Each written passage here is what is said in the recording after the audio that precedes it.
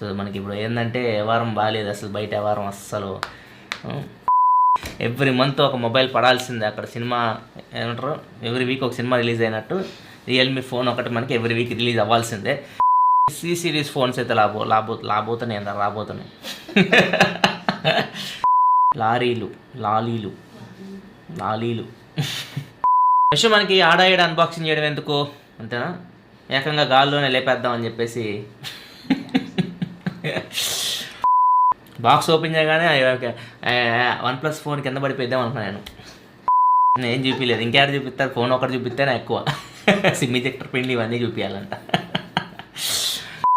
so ఇది వినూత్నమైన విచిత్రమైన అదే మాదిరిగా చూసుకున్నట్లయితే విజయవంతమైన నెక్స్ట్ మనకి కౌంటర్ పాయింట్ రిపోర్ట్ ప్రకారం చూసుకుంటే 2020